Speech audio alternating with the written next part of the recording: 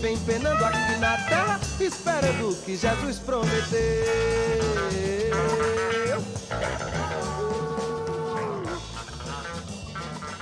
Ladies and gentlemen, boys and girls, it is 7:30. It's 1 minute over. It's 1 minute of valuable time that we could have been talking to Emma. And Emma Peel is in the house all the way from her wonderland of clothes and outfits in the background. Good morning, Emma. Hello. Hi, Troy. How you going? I'm really good. Thank you for joining me this early in the morning. Although I've got a funny feeling you got a kid. This is not uncharted territory for you. Well, I have to be honest and say that I've got two very good sleepers. So usually this is early for me, actually. Oh, good. Well, but that's excellent. Cool. I'm going to get a lot done today. So thank you. Well, so far in all my interviews, most of the people have said, well, you got me up. So that's great. And thankfully no one's like a grumpy morning person because it's been really fun. Yeah, it's kind of a bit of a novelty being up this early. Where are you? Are you like where's this room in your house? Like if that's a walk-in bedroom, walk-in robe. This is downstairs. This is what we refer to as the band jam room / bar / the shop. That's what my friends refer to my walk-in wardrobe. It's the whole room of my vintage clothing. We refer to it as the shop. And I won't lie. I've just got this kind of curiosity about what you look like, not looking like you do right now. It's like, do you roll out of bed and just look like this? I look a bit shabby, but it doesn't take much to fix it up, Troy. Yeah, you've always got to. You're always styling. You're always styling. Well, I mean, so you should be when you're out in the public and stuff. How have you been? Yeah, pretty good. Yeah. I mean, it's been a pretty wonky year. Yep. I sort of fluctuate between feeling really zen and really relaxed and just loving being at home to being incredibly anxious. That's mainly because of what we're attempting with Reservoir Stomp this year, I think. Let's start with Reservoir Stomp. We can go any old way. You've got a few kind of avenues I could take, and which would be really interesting. But talk about Reservoir Stomp and entering the festival market. I think all of us have got like, man, I could turn my backyard party into a festival because no one's doing it. But no one does it. Well, people do it. It's really hard. What's different about Reservoir Stomp and how did it become your pride and baby? Reservoir Stomp started about 5 years ago. Yeah, this is our 5th year, but it all came about because Danny and I had been living out here in Reservoir for some time, and we kept more and more running into other performers that have moved out here, other artists, other musicians and that kind of thing. And we just thought, well, why are we all trucking into the city and even into like Fitzroy and stuff to do our gigs? There's nowhere to play out here. There's nothing happening out here. So there was that, and then we had 2 small children. We had one. We had none when we started, but Joni was on the way. But there was a lot of people out here too that were moving in, so young families, and there was nothing for them to do, sort of music and culture wise. And so I just pitched the idea at a Darebin Arts networking get together one time, and someone in the audience said, I'll fund that. So we got a little grant to do the first one, and we didn't realise how popular it would be, and it sold out, and it was massive, and then it's just kept growing since then. I mean, the first one was so huge we sort of felt obliged to do it again. That's rare, and it's just really great. What makes it different? There are multiple elements that make it different. The first is that to be on the bill, you have to have a connection to Reservoir. So it's all about celebrating the suburbs, sort of, lifting it up, because it has it has always sort of endured this sort of reputation as being kind of daggy or being, the underdog. So we're lifted out of that stereotype, and also bringing the community together, and it definitely ticks all those boxes. It's quite remarkable. It's just, we've got a beautiful community out here. So I get this right and don't peeve off the localness in you, is it Reservoir or Reservoir? It's Reservoir. Reservoir. No voir. No voir. Why do we do voir? But it's highly contested. It does make my eyes smart a little when I hear people saying reservoir. In fact, the first year we wrote a song, Danny and I wrote a song which went viral. We performed it on ABC about It's so good. Reservoir. Yeah. It's not reservoir, it's reservoir. Reservoir, get it right, Melbourne and the world. And what about if you are looking at a reservoir on the ground? Is it still the same? Like a river, like the actual river? Isn't there a reservoir is a catchment of water or something? Isn't it? Yeah. Well, I mean, I don't care what. Don't care. No history. But when you're talking about the suburb. And is it cheap to call it Reza, or you like a bit of Reza? No, Reza's cool. Yeah. Rezo, Rez, Rezi, they're all acceptable terms. Yeah, it can be okay. Because I can imagine people would kind of maybe get nervous, like, is it Reservoir? Reservoir? I don't even know which one I'm meant to be saying. Reza. Let's go Reza. Yeah, just go Reza. If you're unsure, that's a great one to say. Look, some of us aren't great at DJing, and I know none of us would really have an acronym at the front like a doctor or something. But you are DJ M Appeal, like you are DJ M Appeal, not just DJ M Appeal. When was your first DJ gig, and why? Yeah, when did you start? When was your first gig? And my first why gig are you playing this music that you do? Do you know when my first gig was? Go on. 1998. Yes, that's crazy. I was 18. You were 18 too, assumedly.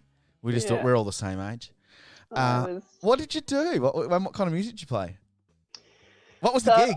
I'm from TAZZIE, and it was when I was in TAZZIE, and there was this really amazing club in TAZZIE back then called Round Midnight, which I just started going to because it was where all the kooks and the freaks and the vintage clothes wearing groovers would go, and I felt like I'd met my people, so I just go there all the time, and because I was young and a bit full of myself, I guess, I would just kind of prop myself at the bar. No one else would come with me because I thought it was too weird. All my uni friends and stuff are like, I'm not going there. So I'm like, I'm going. Weird for TAZZIE. Weird for TAZZIE. Yeah, I know. Come on. TAZZIE, don't underrate TAZZIE. They have a magnificent art scene and really interesting creative people. And so I just sit at the bar and talk to the DJs about music and be like, yeah, I know about music. Yeah. Based on my parents' record collections because they had great stuff.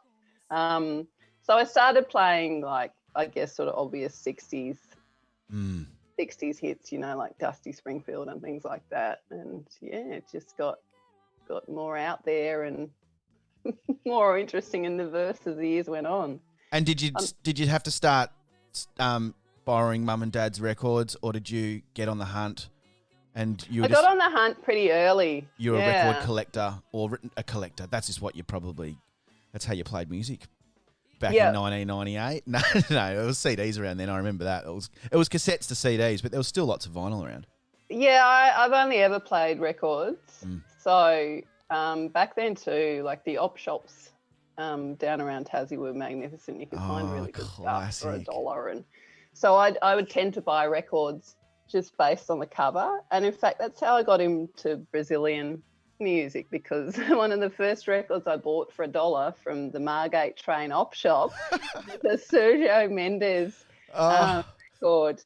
It's called Look Around. I think it's his from 1968 or something. It's got the most magnificent cover on it. Everyone's looking beautiful and mod, and it's very colourful and stylish. And I didn't know what the heck this record was or who they were or anything.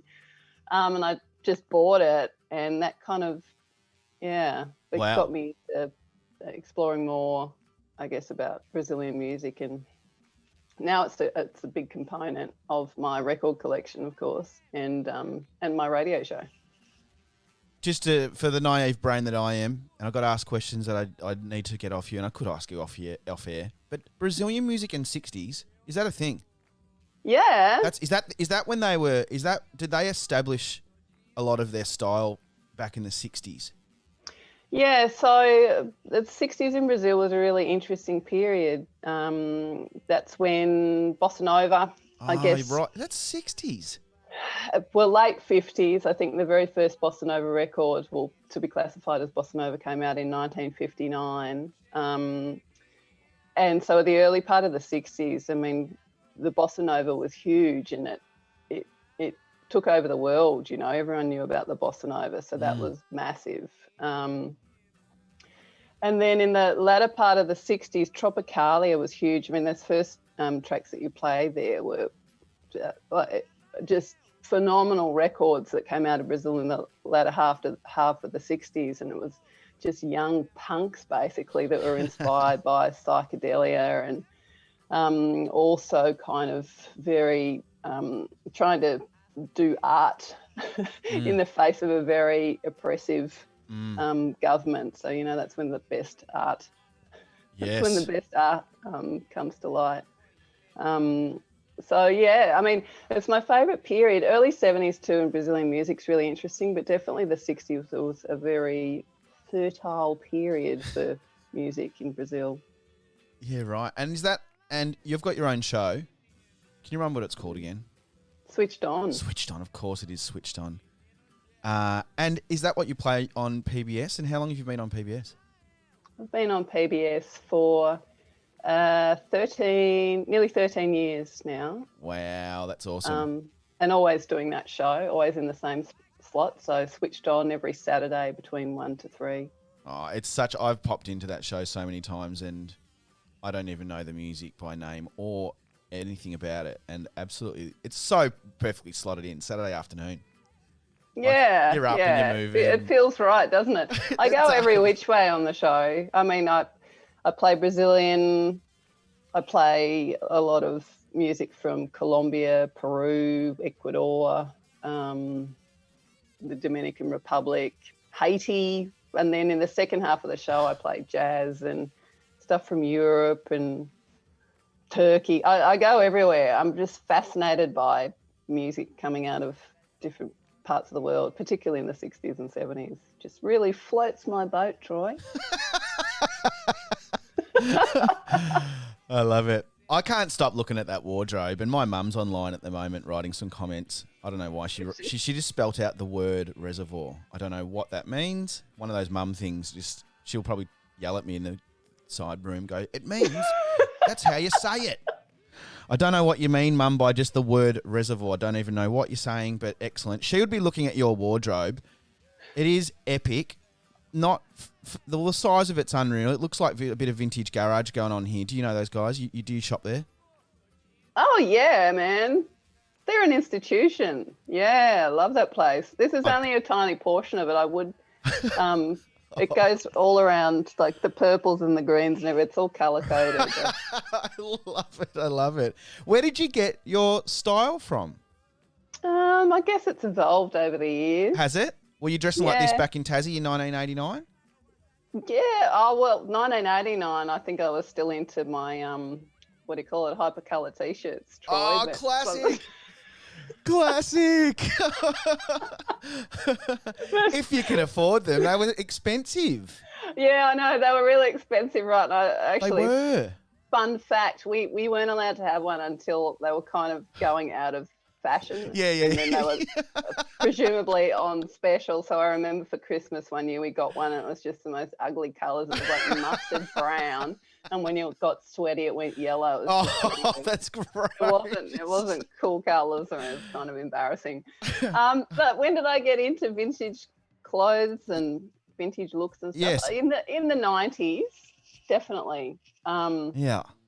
I was still in high school, and I had all my hair cut off and dyed peroxide blonde. I really wanted to be Twiggy or Dusty Springfield, that was kind of my vibe.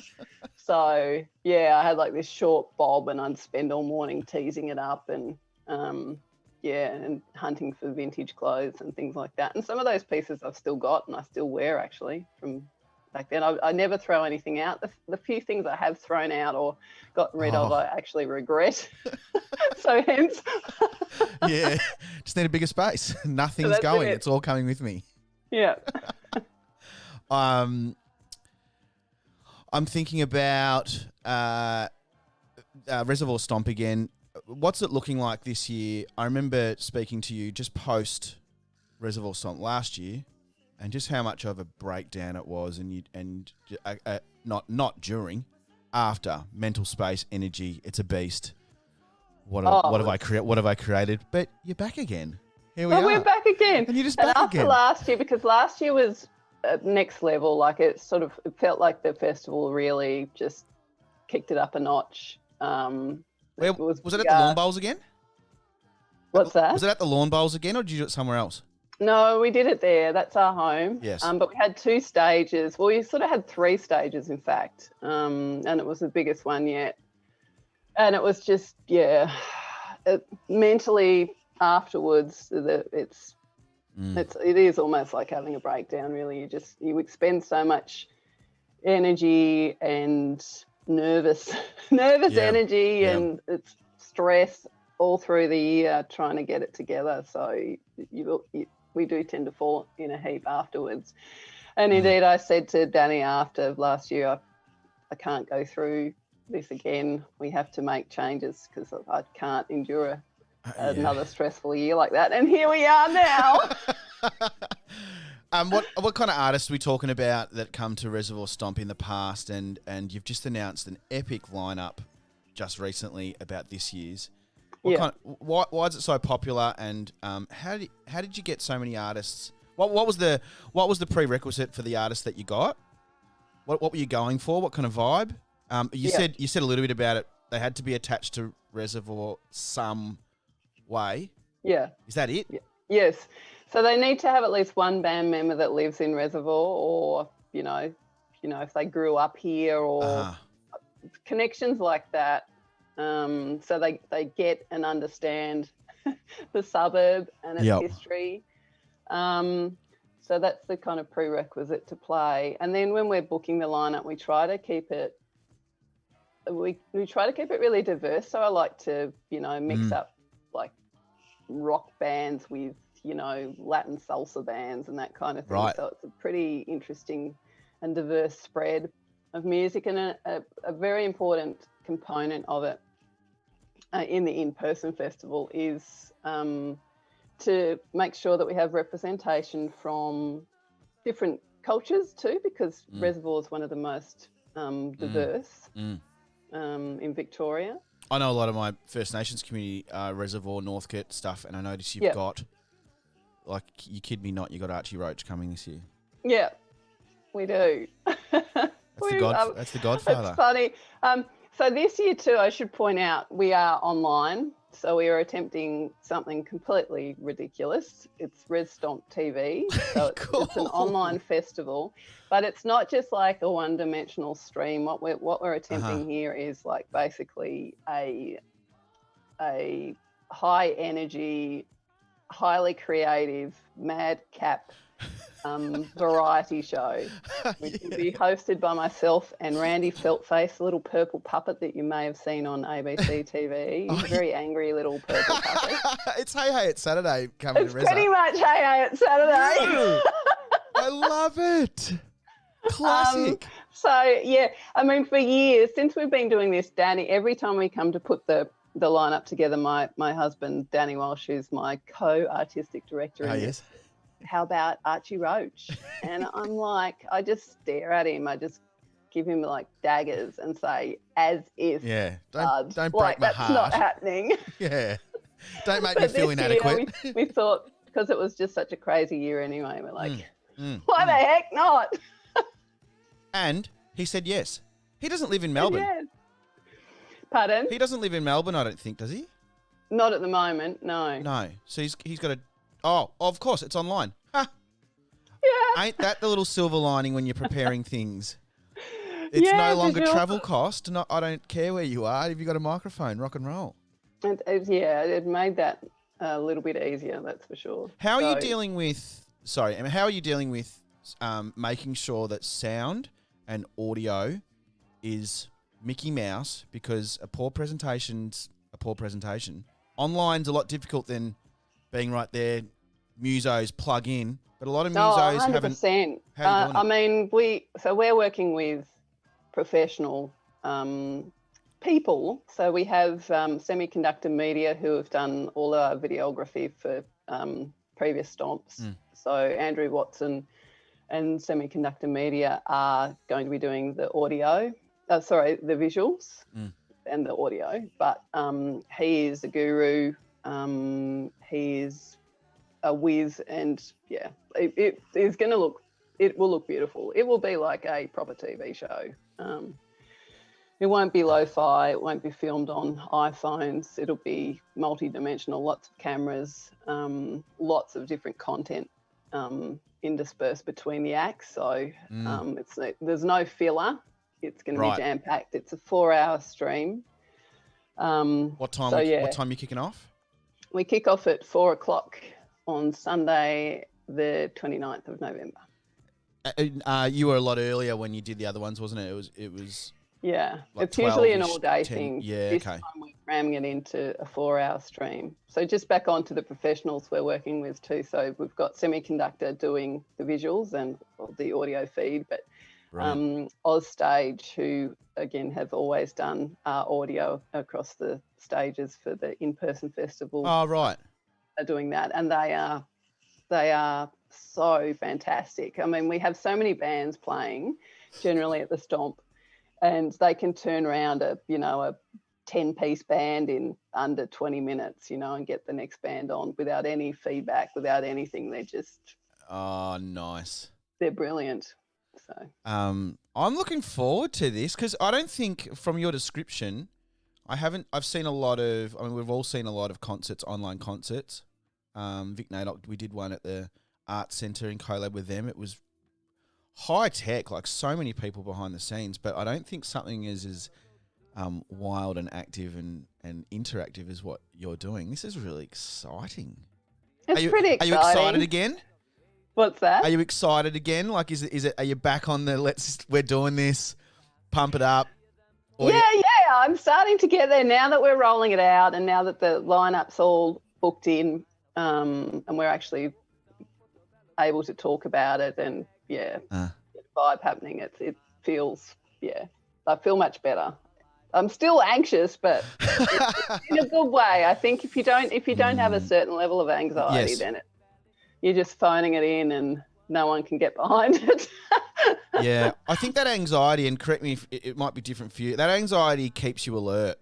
Yep. Like you're not going, oh, it'll be all right. You can't handle it'll be all right. Like you know that it's not going to be all right if you think it's all right. Yeah, exactly. Yes. Oh. I was hoping you would storm in. Get in there. Oh, look. Danny's got the merch happening. Welcome. Sit in, Dan. How are you, Dan? I'll have to unplug you. Oh, that's okay. Can you all hear me? Yeah, hi, Troy. Oh, hi. Good morning, everyone. Good morning. Danny's a good friend of mine who I met at my cafe 2010, one of the many golden things that have come out of that meeting. And I met Emma. I don't think I met Emma yet until I joined PBS properly. I recall coming into the cafe at one point after Danny had spoken about how rad you were. Oh. For a coffee. Yeah, good. Make sure you I'm say the just script. glad that I can say the script once again have you in my mornings, Troy. Yes, have you been listening in the mornings, you champ? I have a coffee and just think it's just not the same as T-Roy Brown, but it's pretty good listening. It's good. Hey, so you've got Res Stomp merch, or is that just one of one for the staff? Yeah, we do. We've got merch. I'm just on our website. I'll be launching the store shortly. The website, Troy, is reservoirstomp.com. That's where you can get your tickets and find out who's playing for the lineup this year. Because there's a lot of different bands that I know we haven't had time to discuss. But there's some pretty groovy merch as well. And who's the littler Danny Emma combo walking around? That's my daughter, Joni. Joni. Hi, Joni. Joni, come to the camera. Are you happy to come to the camera? Yeah, she can be a bit shy. Oh, She hot can say hi. pinks. How are you, Joni? Joni, we usually ask how old you are because that usually gets things rolling. Do you know how old you are? How old are you? Thinking about it. Nearly 5. Nearly 5, so not at school just yet. Not yet. You're just hanging out with the parents on the daily, which they'd be loving. Just chilling. They'd be loving. They got nothing to do except look after you. Oh, that's so good. And Dan, what are you doing while you're kind of sneaking here? You around? You off to work? You're working it from home? Have you? I've had my brekkie and I'm about to actually have a work meeting to America. So I better go and log on. Cool, mate. Good to see you. And I'll leave you with Joni. Yeah, leave her. That's cool. Hey, Em, you have got great content. I'm loving the content on everything you've done with Reservoir Stomp. It's probably the only time I've seen so much good content coming up from you specifically or your team. You were once a copywriter, someone tells me. You tell me. I am a copywriter, When did you squeeze in copywriting? And copywriting's hard. Copywriting is very hard. I'm glad that you acknowledge that. For a job, anyway. I'm sure everyone could have a crack because I'm people that do their own businesses and stuff are usually the copywriter. If anyone doesn't know what the copy is, it's the text that describes basically your whole thing that you're doing digitally, or you might send it off for ads. But to get as a job, it is incredibly difficult. Where did you get a gift of writing in? So I write at the University of Melbourne, actually. So that's my day job, and I work in the philanthropic department there, writing copy and helping to raise money. Cool. So yeah, it's pretty intense, particularly intense at this juncture in the year, as you can imagine. So I do that, and then therefore I do the copywriting for Res Stomp and for other things too. It's a gift. I wish I had it. Is it something that I can practice, or I want to know how to get better at copying. You probably need to study, I reckon, Troy. Oh, it's not something I can just whip up on a little. I'll watch. Everyone thinks they can. Everyone likes to have a little noodle around with words, and that's fine. I end up going all right after about 7 days of writing the same thing over and over and deleting and looking up words. It's tiring.